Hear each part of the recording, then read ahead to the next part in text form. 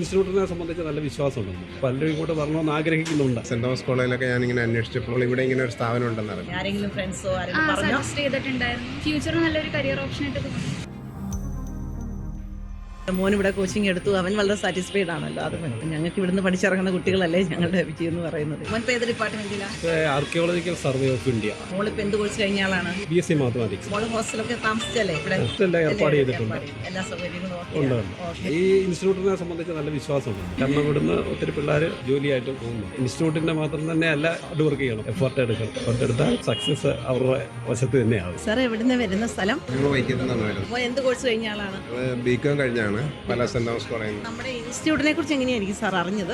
ഇദ്ദേഹത്തിനോട് തുടർന്ന് പഠിക്കാനാണ് പറഞ്ഞത്. അതിന് ഇതുപോലെ എന്തെങ്കിലും ഒരു കരിയർ ഓറിയന്റഡ് ആയിട്ടുള്ള കോഴ്സിന് പോകണമെന്ന് തോന്നി. അന്നേ ഞാനിങ്ങനെ അന്വേഷിച്ചപ്പോൾ പല RDOസിലൊക്കെ തിരക്കിയപ്പോൾ ഇവിടെ ഇങ്ങനെ ഒരു സ്ഥാപനം ഉണ്ടെന്ന് അറിഞ്ഞു. അങ്ങനെ വന്നു. മോളുടെ പേര്? ഭദ്ര.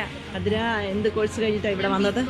എവിടെയാ പഠിച്ചതൊക്കെ? ശ്രീശങ്കര കോളേജ്. ആരെങ്കിലും ഫ്രണ്ട്സോ ആരെങ്കിലും പറഞ്ഞോ? സജസ്റ്റ് ചെയ്തിട്ടുണ്ടായിരുന്നു. ആണോ? പിന്നെ ഫ്യൂച്ചറിൽ നല്ലൊരു കരിയർ ഓപ്ഷൻ ആയിട്ട് തോന്നി. അപ്പൊ നമ്മളെ കുറിച്ച് അറിയാനായിട്ട് വെബ്സൈറ്റ് അങ്ങനെ എന്തെങ്കിലും നോക്കുമോ? ഇൻസ്റ്റാഗ്രാമിലെ പേജ് നോക്കിയായിരുന്നു. തന്നെ എപ്പോഴും ഇൻസ്പെക്ടർ പോസ്റ്റ് തന്നെ എയിം ചെയ്ത് പഠിക്കുക. എല്ലാവർക്കും നല്ല പോസ്റ്റിലേക്ക്, ഗസറ്റഡ് പോസ്റ്റിലേക്ക് കയറാൻ പറ്റുന്നതാണ്. നല്ല റിസൾട്ട് വാങ്ങിക്കുക. Best wishes. Thank you.